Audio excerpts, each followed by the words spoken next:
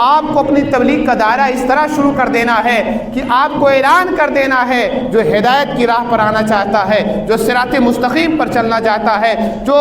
دین حنیف پر چلنا چاہتا ہے، جو میرا امتی بننا چاہتا ہے، اسلام کا صحیح پیروکار بننا چاہتا ہے، وحدت الہی اور اللہ کو پہچان معرفت الہی حاصل کرنا چاہتا ہے، اس کے لیے آپ نے ایک کلمہ عطا فرمایا کہ لا الہ الا اللہ محمد رسول اللہ۔ یہ جو شخص پڑھ لے گا، یہ جو شخص اس کلمے کو پڑھ کر داخل اسلام ہو جائے گا، وہ چاہے عرب کا ہو، عجم کا ہو، یا فارسین ہو، یا انگریزی بولنے والا ہو، کسی بھی ملک کا ہو، کسی بھی زبان کو بولنے والا ہو، کسی بھی سماج سے تعلق رکھنے والا ہو، کیسی بھی ذات اور کیسا بھی علم رکھنے والا ہو، اگر اپنی شخصیت کو، اپنے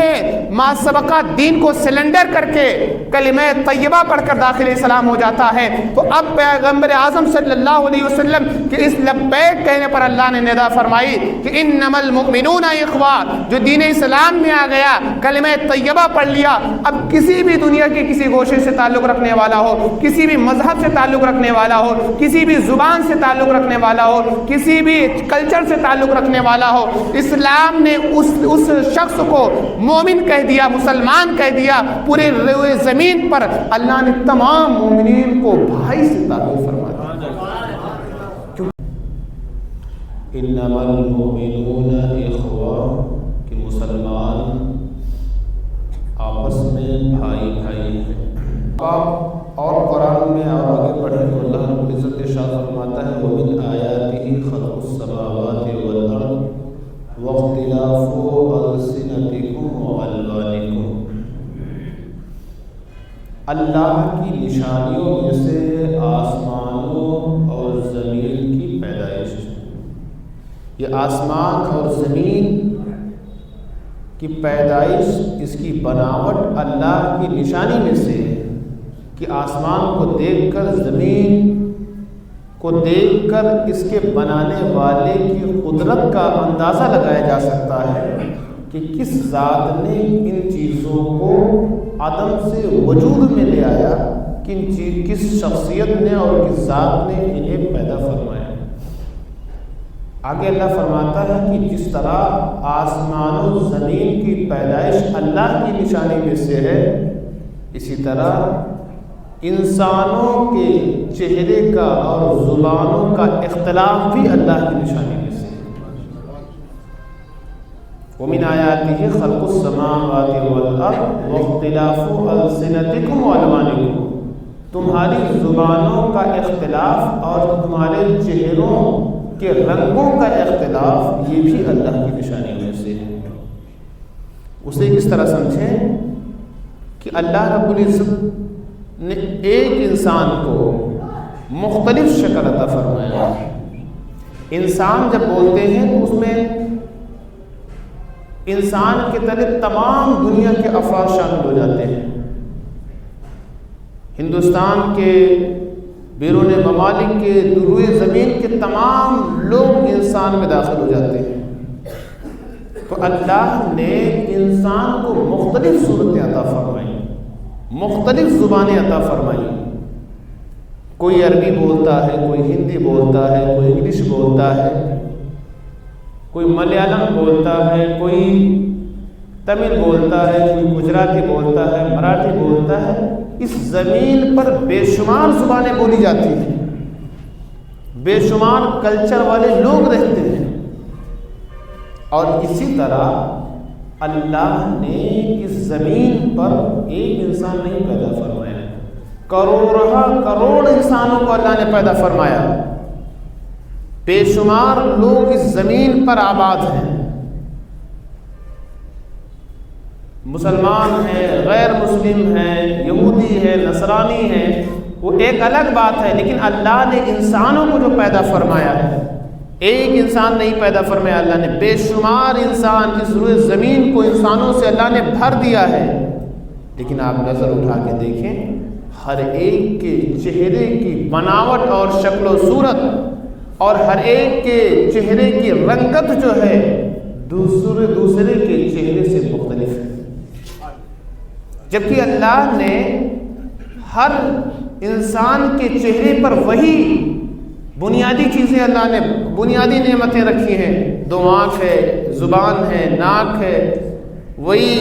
چہرے کے قد و خال ہیں، لیکن رب کی یہ قدرت ہے کہ اللہ نے ہزاروں ہزار کروڑ انسانوں کو پیدا فرمایا اور دیکھنے کے لیے آنکھیں 2 عطا فرمائی، بولنے کے لیے زبان عطا فرمائی، سونگھنے کے لیے اللہ نے ناک عطا فرمائی، پیشانی عطا فرمائی، اللہ نے چہرے کی بناوٹ، قد و خال، لمبائی اور چوڑائی تقریباً ایک رکھی، لیکن یہ رب کی قدرت ہے، رب کی شان ہے، اللہ کے کارخانے قدرت کا یہ ایسا کرشمہ ہے کہ ایک آسمان بنایا، ایک زمین بنائی، 7 آسمان 7 زمینیں بنائی،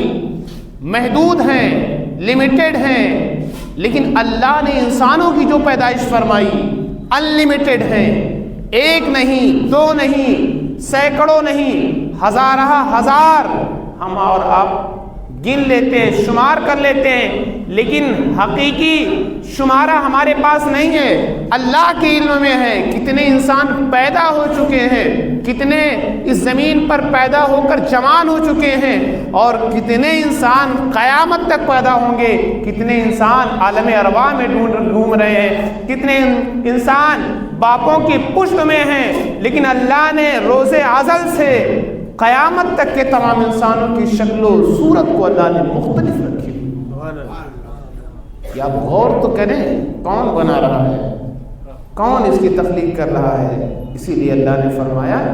کہ اے انسان تجھے ادھر ادھر جانے کی بھٹکنے کی ضرورت نہیں ہے، تو اپنے آپ میں غور کر لے، اپنے سماج میں انسانوں کی تخلیق پر غور کر لے کہ اللہ نے زبان اور چہرے کا جو اختلاف عطا فرمایا ہے یہ اللہ کی بہت بڑی نشانی ہے۔ جب اللہ رب العزت نے تمام انسانوں کو پیدا فرمایا اور تمام انسانوں کو ایک دھرم دینا چاہا، ایک مذہب دینا چاہا، ایک پیغمبر سے پوری انسانیت کو لیڈ کرنا چاہا، اور ایک کتاب سے پوری انسانیت کو اور پورے دنیا کے تمام عالم کے لوگوں کی اللہ نے ہدایت اور ان کی بھلائی کا ارادہ فرمایا، تو اللہ رب العزت نے اپنے محبوب صلی اللہ علیہ وسلم کو مبعوث فرمایا، آخر میں اپنے محبوب کو مبعوث فرمایا اور اپنے محبوب کو ایک مشہور اور معروف کتاب قرآن مجید عطا فرمائی۔ آپ دیکھیں کہ ایسی تبلیغ کا دائرہ، ہمارے اور آپ کی تبلیغ کا دائرہ ایک مسجد ہے، ایک محلہ ہے، ایک شہر ہے، پھر بھی نہیں کچھ کر پا رہے ہیں۔ وہ پیغمبر کی ذات آپ دیکھیں، وہ نبوت کا بار میرے آقا صلی اللہ علیہ وسلم نے کیسے اٹھایا، عرب کی زمین پر پیدا ہو کر، عرب کی زمین پر اللہ نے وجود آج کو دیا، اور عرب کی زمین سے روئے زمین کے ہر حصے تک آپ کو پھیلنا تھا، اپنی تبلیغ کے ذریعے، اپنی رشد و ہدایت کے ذریعے، اور نبوی ذمہ داری کو اور نبوی کام کو پوری دنیا تک پہنچانا تھا۔ کوئی تو ایک واحد نقطہ چاہیے تھا، ایک ایسا نقطہ، ایک مشترکہ نقطہ چاہیے تھا جس پر پوری دنیا کو میرے آقا ایک کر سکیں، جن کی زبانیں الگ الگ ہیں، کلچر الگ الگ ہیں، شکل و صورت الگ الگ ہیں، بولیاں الگ الگ ہیں، لوگوں کی جسم کی بناوٹ ایک الگ الگ ہے، اور ایک انسان کو سارے لوگوں کو جمع کرنا ہے۔ تو آپ دیکھیں روز ازل سے لے کر آج تک کی قیامت تک کی تاریخ یہی ہوگی، اور یہی لکھی گئی ہے کہ دنیا کا کوئی ایسا انقلابی شخص نہیں پیدا ہوا ہے جس نے اپنی تحریک کے ذریعے پوری دنیا کو ایک کر دیا ہو، جس نے پوری دنیا میں اپنے تحریک کا اثر و رسوخ چھوڑ دیا ہے۔ واحد اگر کوئی ذات ہے تو پیغمبر اعظم کی ذات ہے۔ اسی لیے جب پیغمبر اعظم کو اللہ نے بھیجا تو ایک مشترکہ کلمہ عطا فرمایا، اے میرے محبوب، دنیا میں جو تبلیغ کرنا ہے، نہ لوگوں کی شکلیں آپ بدل سکیں، نہ لوگوں کی زبانیں آپ بدل سکیں گے، نہ دنیا کی تمام لوگوں کو آپ عرب کی زمین پر اکٹھا کر پائیں گے۔ آپ کو کرنا کیا ہے؟ اب آپ کو اپنی تبلیغ کا دائرہ اس طرح شروع کر دینا ہے کہ آپ کو اعلان کر دینا ہے، جو ہدایت کی راہ پر آنا چاہتا ہے، جو صراط مستقیم پر چلنا چاہتا ہے، جو دین حنیف پر چلنا چاہتا ہے، جو میرا امتی بننا چاہتا ہے، اس اسلام کا صحیح پیروکار بننا چاہتا ہے، وحدت الہی اور اللہ کو پہچان معرفت الہی حاصل کرنا چاہتا ہے، اس کے لیے آپ نے ایک کلمہ عطا فرمایا کہ لا الہ الا اللہ محمد رسول اللہ۔ یہ جو شخص پڑھ لے گا، یہ جو شخص اس کلمے کو پڑھ کر داخل اسلام ہو جائے گا، وہ چاہے عرب کا ہو، عجم کا ہو، یا فارسین ہو، یا انگریزی بولنے والا ہو، کسی بھی ملک کا ہو، کسی بھی زبان کو بولنے والا ہو، کسی بھی سماج سے تعلق رکھنے والا ہو، کیسی بھی ذات اور کیسا بھی علم رکھنے والا ہو، اگر اپنی شخصیت کو، اپنے ما سبقہ دین کو سلنڈر کر کے کلمہ طیبہ پڑھ کر داخل اسلام ہو جاتا ہے، تو اب پیغمبر اعظم صلی اللہ علیہ وسلم کے اس لبیک کہنے پر اللہ نے ندا فرمائی کہ انما المؤمنون اخوہ، جو دین اسلام میں آ گیا، کلمہ طیبہ پڑھ لیا، اب کسی بھی دنیا کے کسی گوشے سے تعلق رکھنے والا ہو، کسی بھی مذہب سے تعلق رکھنے والا ہو، کسی بھی زبان سے تعلق رکھنے والا ہو، کسی بھی کلچر سے تعلق رکھنے والا ہو، اسلام نے اس شخص کو مومن کہہ دیا، مسلمان کہہ دیا۔ پورے روئے زمین پر اللہ نے تمام مومنین کو بھائی سے تعلق فرما دیا، کیونکہ بھائی کا رشتہ سمجھانے کا رشتہ نہیں ہوتا ہے، ہوتا ہے کیا؟ کیوں آپ نے بھائی سے کہا؟ اس لیے بھائی کا رشتہ سمجھانے والا رشتہ ہی نہیں۔ جب ڈیفیکلٹ بات کو مثال کے ذریعے سمجھایا جاتا ہے تو ہم نے بھی، آپ نے دیکھا ہوگا، ہمارے ٹیچر بدیہی باتوں سے اس بات کو سمجھاتے ہیں، بالکل سمجھی ہوئی باتوں سے ڈیفیکلٹ چیز کو آسان کر کے سمجھاتے ہیں۔ اللہ رب العزت نے ہم انسانوں کو اسی طرح سمجھایا کہ پوری دنیا کے انسان بھائی بھائی ہیں اگر انہوں نے کلمہ پڑھ لیا۔ آپ بتائیے کوئی کر سکتا ہے؟ دنیا کی کوئی طاقت جو ہے تمام مومنین کو ایک لفظ سے اور ایک رشتے سے نہیں جوڑ سکتی ہے اور نہ جوڑ پایا ہے۔ اسی لیے تمام مذاہب میں خانہ جنگیاں ہوئی اور تمام دنیا میں جتنے دھرم اور جتنے دین جنم لیے چند دنوں بعد مٹ گئے، جن کا چرچا مٹ گیا، جن کے تبلیغ کرنے والے تھک گئے، لیکن اسلام ایک ایسا سچا مذہب ہے جو ہمیشہ پھلا اور پھولا اور انشاءاللہ قیامت تک پھلتا اور پھولتا رہے گا۔ اللہ جس کے ذریعے چاہے گا دین کا کام دے گا۔ حضرات گرامی، تو اللہ رب العزت نے ہمیں اور آپ کو یہ بہت بڑا شرف عطا فرمایا ہے، بہت بڑا شرف عطا فرمایا ہے۔ لیکن اگر ہم اس احساس کو اور اس بھائی چارے کو اگر ہم بھولا بیٹھے تو یہ ہماری اور آپ کی ذمہ داری ہے، یہ ہماری اور آپ کی ناقدری ہے اور نااہلی ہے کہ اللہ نے ہمیں پورے زمین کے لوگوں کو مسلمان بنا دیا اور ہم پھر بھی آپس میں بھائی بھائی نہ بن سکے۔ اگر ایک مسلمان بھائی کا درد کا احساس نہیں ہے تو آپ مسلمان کہلانے کے حقدار نہیں ہیں۔ آپ میرے آقا صلی اللہ علیہ وسلم کی حدیث سنے، میرے آقا فرماتے ہیں کہ مسلمان کی ڈیفینیشن کیا ہے، تعریف کیا ہے۔ ہر ایک چیز کو اس کی تعریف سے، اس کی ڈیفینیشن سے جانا جاتا ہے کہ اس کا انٹروڈکشن کیا ہے، اس کی تعریف کیا ہے۔ میرے آقا فرماتے ہیں المسلم من سلم المسلمون من لسانہ و یدہ، مسلمان وہ ہے جس کی زبان سے، جس کے ہاتھ سے مسلمان سلامت رہے۔ پیارے آقا صلی اللہ علیہ وسلم نے پہلے فرمایا کہ اس کی زبان کی انسان سب سے پہلا فساد کا، جھگڑے کا جو راستہ پیدا کرتا ہے وہ ہاتھ سے نہیں پیدا کرتا ہے، پہلے زبان سے پیدا کرتا ہے۔ پہلے تکرار ہوتی ہے، گالی گلوج ہوتا ہے، پہلے فحش کلامی ہوتی ہے، برائی ہوتی ہے، غیبت ہوتی ہے، چغلی ہوتی ہے، اس کے بعد لڑائی کی نوبت آتی ہے۔ عرب کا بھی یہ دستور تھا، پہلے گالی گلوچ کرتے، ہجو گوئی کرتے، لوگوں کی برائیاں کرتے، پھر مار کا آرائی ہوتی، جنگ آرائی ہوتی۔ اسی لیے میرے آقا صلی اللہ علیہ وسلم نے سب سے پہلی پابندی جو فرمائی کہ مسلمان کی زبان سے مسلمان سلامت رہے اور مسلمان کے ہاتھ سے مسلمان سلامت رہے۔ قرآن نے بھی ارشاد فرمایا کہ اے میرے محبوب آپ فرما دیجئے قل لعبادی یقول التی ہی احسن، اے میرے محبوب آپ لوگوں سے فرما دیے کہ جب تم زبانیں کھولو تو اچھی بول بولو، میٹھی بول بولو، بھلائی کی بول بولو، خیر کی بول بولو۔ آپ دنیا میں اٹھا کر دیکھیے، آج تمام ممالک کے حکمران خاموش ہیں، ان کی زبانیں بند ہیں۔ ان سے لڑنے کے لیے فلسطین کے مسلمان فلسطین کے مسلمان انہیں جنگ میں نہیں بلا رہے ہیں، کم سے کم وہ اپنی زبانوں سے ان کی امداد کے بول دیتے،